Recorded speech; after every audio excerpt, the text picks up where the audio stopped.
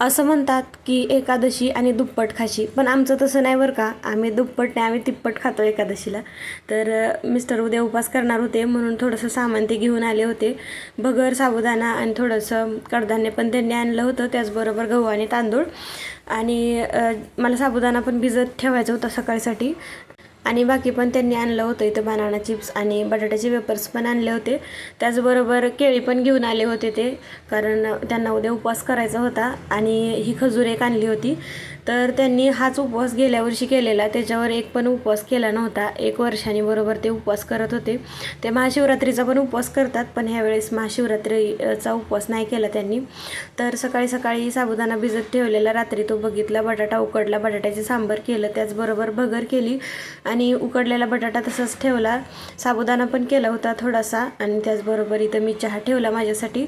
तर उपाशीपोटी मी कधीच चहा नाही पित, थोडंसं काहीतरी खाते आणि चहा पिते. मग उपवासाच्या दिवशी काय खायचं म्हणून थोडेसे खजूर आणि बदाम खाऊन घेतले आणि मग चहा घेतला.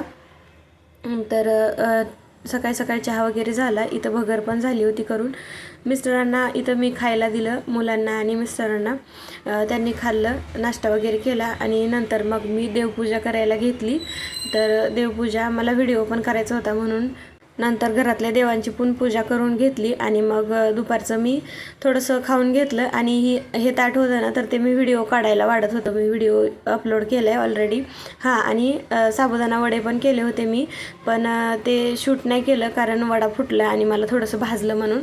नंतर मग हे ताट वाढलं. आणि लाडू पण काल केले होते, कालच करून ठेवले होते मी लाडू. तर हे सगळं शूट वगैरे केलं. आणि नंतर मग मी संध्याकाळी मला भगरीचे डोसे करायचे होते म्हणून त्यासाठी भगर आणि साबुदाणा भिजत ठेवला. संध्याकाळच्या वेळेला मिस्टरांनी चहा केला होता, तर चहा काय बरोबर नव्हता झाला एवढा. ते खूप पाणी घातलं होतं त्यांनी चहामध्ये आणि खूप जास्त झाला होता चहा आणि साखर पण खूपच जास्त झाली होती. तर चहा वगैरे घेतला आम्ही इथं. आणि नंतर मग मी मंदिरात गेली मुलांना घेऊन. तिथं एकच फोटो काढला, जास्त काही फोटो नाही काढले.